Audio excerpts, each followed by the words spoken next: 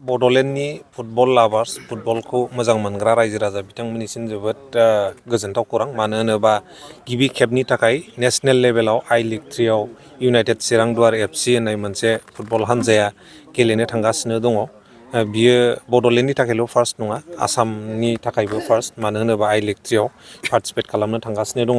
सिगाङाव I league 2आव खनसे खननै मोनसे दला गेलेहैदोंमोन, नाथाय जोबोद गोबाव जेनाखि समय बोसोरनि गेपाव दिनै बड'लेण्ड ओनसोलनिफ्राय इउनाइटेड चिरां दुवार FCआ गिबि खेबनि थाखाय नेशनेल लेभेलनि जेनाखि आई लीग 3 बेवहाय पार्टिसिपेट खालामनो थांगासिनो दं। बेयो जोंनि थाखाय जोबोद गौरबनि बाथ्रा।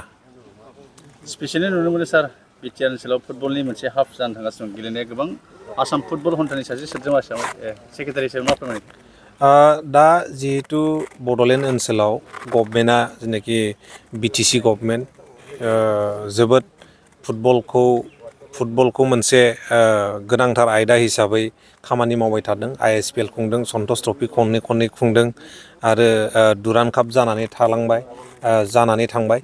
दा बेफोर गासैखौबो नुनानै जोंनि जेनाखि जाखांफुनाय फुटबल प्लेयार्स बिथांमोनहा मोनसे इयुन बा फिउचारखौ नुनानै लोब लोब ओंखारबोदों आरो फुटबल गेलेनो आखायाव लादों।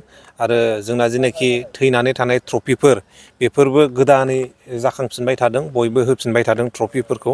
बिनि थाखायनो जोंनि जेनाखि जाखांफुनाय फुटबल प्लेयार्स बिथांमोननि थाखाय मोनसे प्लेटफर्म जादों।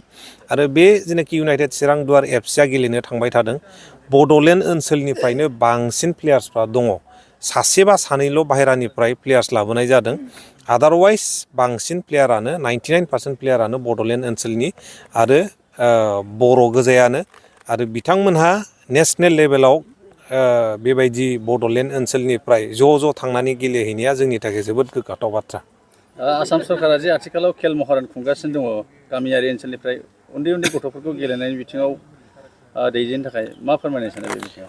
बियो खोब मोजां बाथ्रा जादों, मानो होनोबा गामि ओनसोलनिफ्राय जेनाखि मोनसे गेलेनायनि जावरिखांनाय मोनसे रेगुलेसन बिनि गेजेरजों फैगोन होननानै खोब आं मिजिंथिदों।